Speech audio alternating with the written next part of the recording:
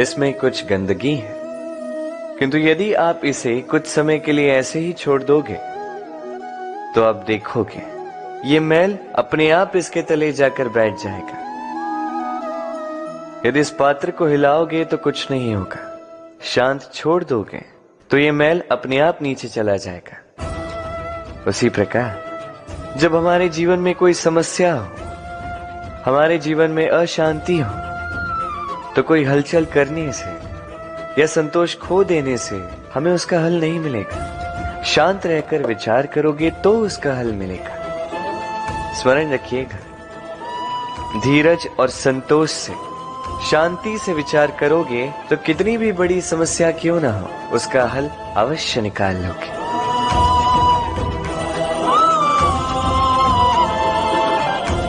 क्योंकि अशांति का सुझाव शांति ही है।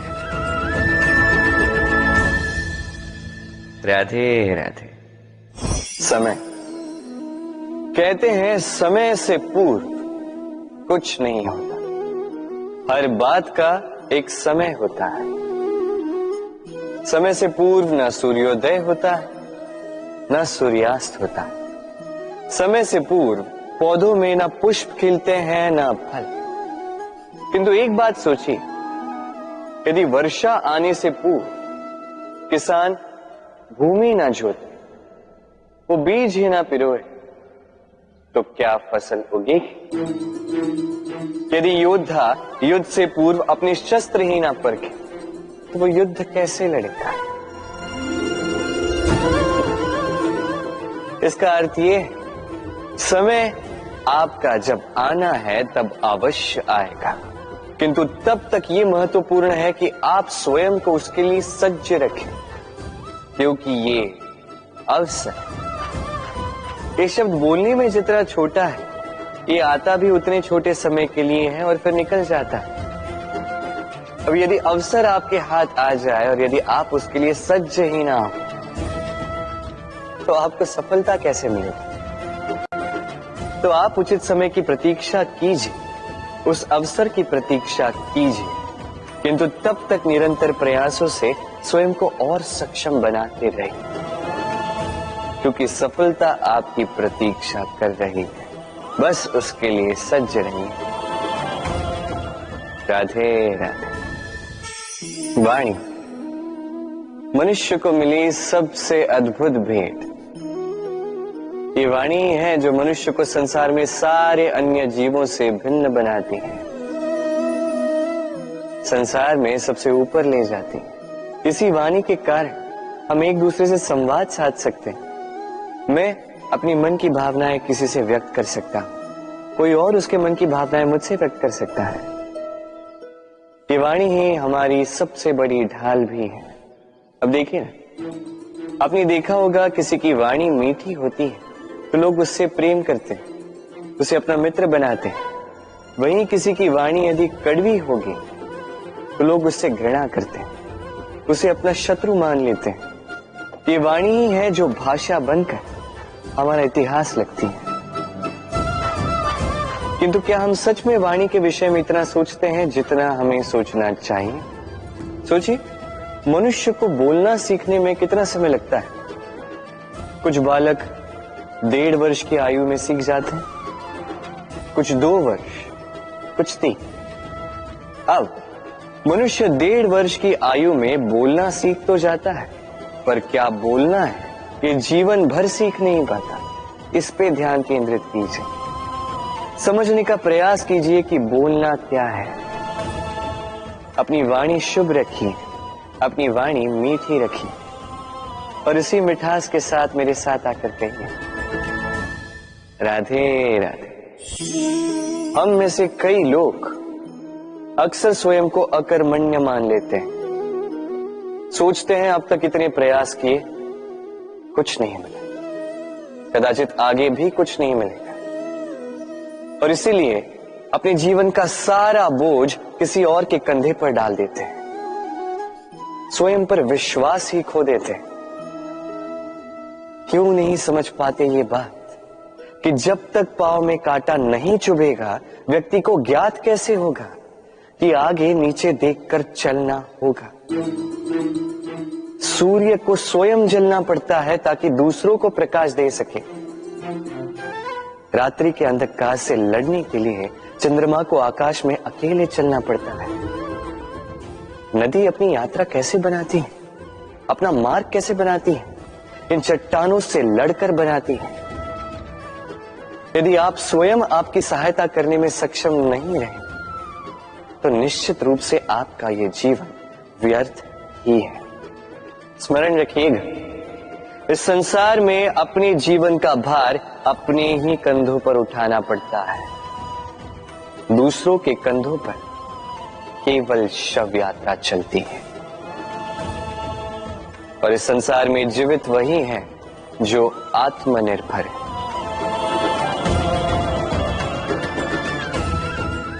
राधे राधे। कभी आपने किसी कुंभकार को देखा है?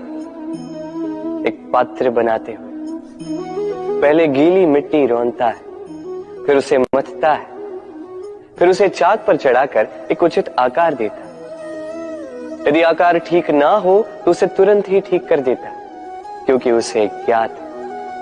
एक बार इसे आग पर रख दिया गया, एक बार इसे पका दिया गया, फिर उसके पश्चात उसका आकार नहीं बदला जा सकता। यहां पे छिपी है एक सीख। सारे माता पिताओं के लिए यहां एक सीख है। माता पिता ऐसे ही तो होते हैं। उन्हें अपनी संतान को समय के अनुसार श्रेष्ठ संस्कार देने चाहिए। माता पिता को कभी उनका विधाता नहीं बनना चाहिए, किंतु हर समय सदैव प्रयास कीजिए कि उन्हें उचित दिशा दिखा पाओ। कभी कोमलता से, कभी प्रेम से, तो कभी कठोरता से उसके जीवन को, उसके व्यक्तित्व को आकार देने का प्रयास करना चाहिए। क्योंकि जिस प्रकार एक बार पकने के पश्चात उस पात्र का आकार नहीं बदला जा सकता, उसी प्रकार आयु बढ़ने के पश्चात संतान के संस्कार नहीं बदले जा सकते। स्मरण रखिए। राधे राधे। ईश्वर ने बेलों को खड़े रहने की शक्ति नहीं दी, ईश्वर ने यह शक्ति दी वृक्ष को। इसलिए बेलें वृक्ष का सहारा लेके खड़ी रहती, उसी पर फलती। अब ये बेलें दो प्रकार की होती, एक वो जो इस वृक्ष पर खिलती है, पुष्प गाती है, स्वयं भी सुंदर दिखती है, वृक्ष को भी सुंदर बनाती। दूसरी वो जो वृक्ष को पूर्णतः सुखा देती, उसकी प्राण शक्ति उससे सोख लेती और अंत में स्वयं भी मुरझा जाती।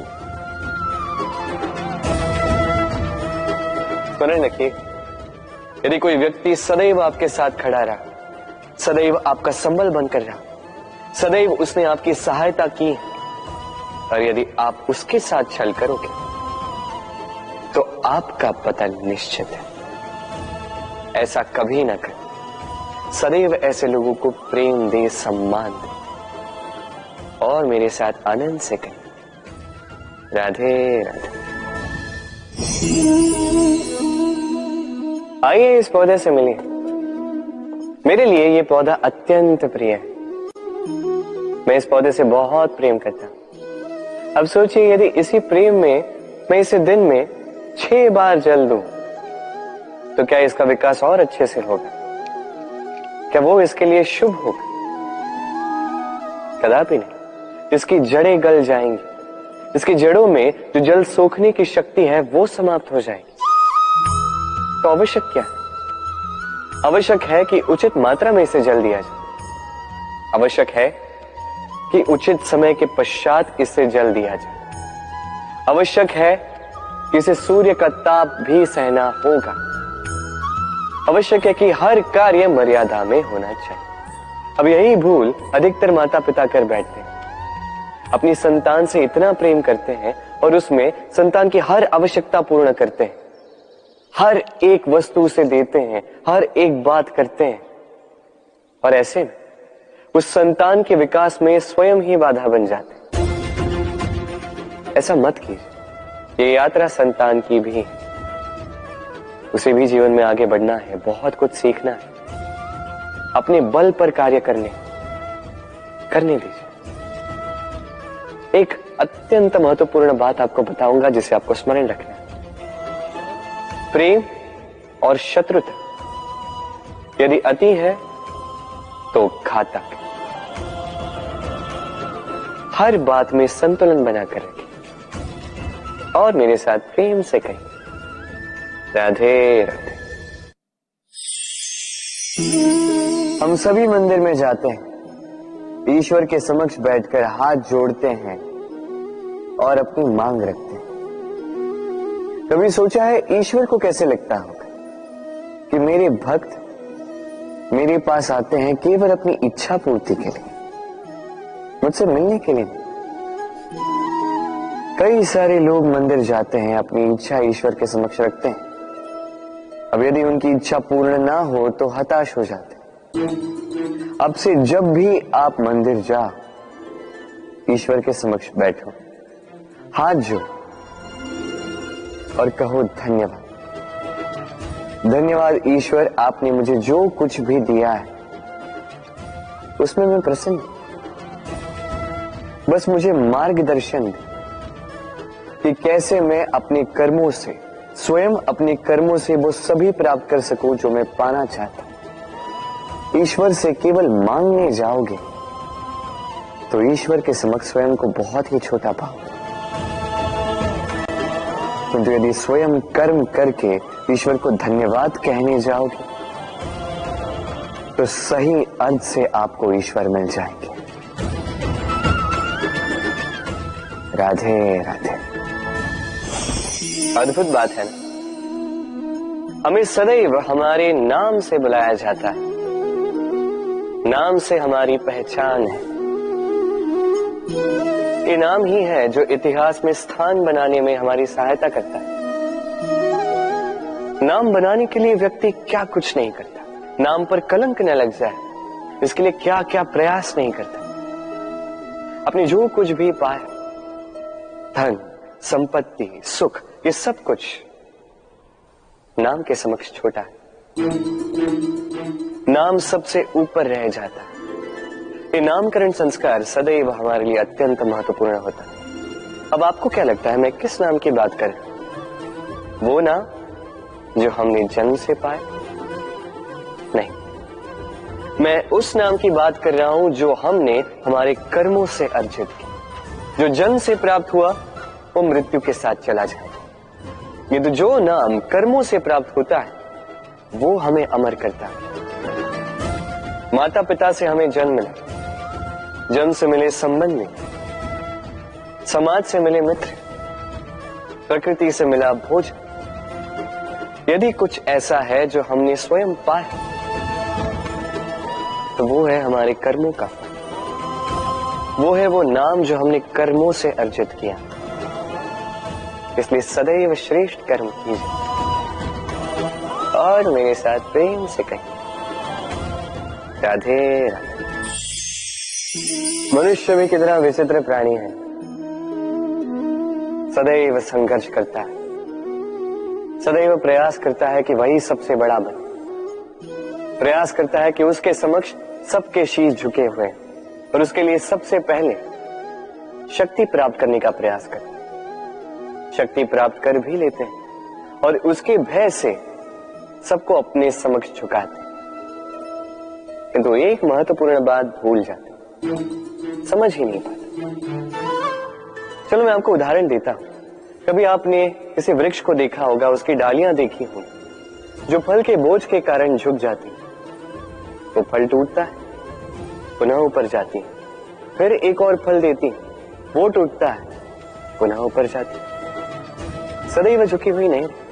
कभी कभी चलते चलते आपने देखा होगा, कभी आपका पांव किसी पौधे पर पड़ जाए तो पौधा दब जाता है, किंतु जैसे ही पांव हटाओ पौधा पुनः खड़ा हो जाता है। स्मरण रखिए, ये अत्यंत महत्वपूर्ण बात। जो शीश भय से आपके समक्ष झुकते हैं वो विरोध में सबसे पहले खड़े रहते हैं। आप जीते, सबको जीती है, किंतु बल के भय से नहीं, उन्हें जीतिए प्रेम के समक्ष।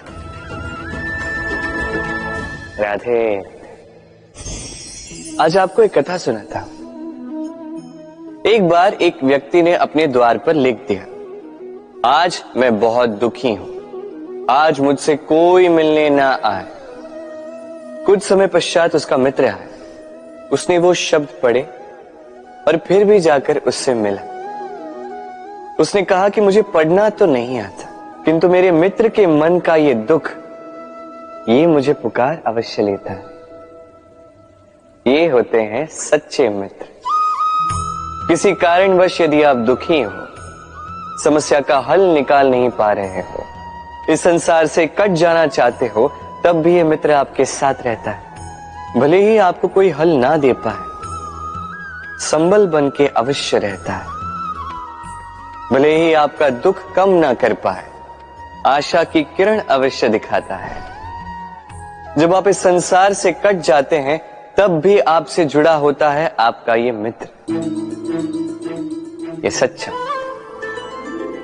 अब मनुष्य जो है बड़े विचित्र होते हैं। इन्हें किसी भी वस्तु का महत्व केवल 2 बार ज्ञात होता है। 1 मिलने से पूर्व, 2 खोने के पश्चात। अब इसी प्रकार हमारे मित्र भी तो होते हैं। यदि आज आपके मित्र आपके साथ हैं, तो उन्हें आभार व्यक्त करें, उन्हें प्रसन्न रखें, उनका महत्व समझें,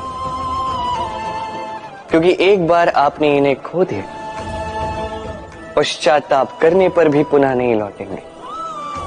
तो प्रेम कीजिए, मित्रता निभाइए और मेरे साथ आनंद से कहिए, राधे राधे।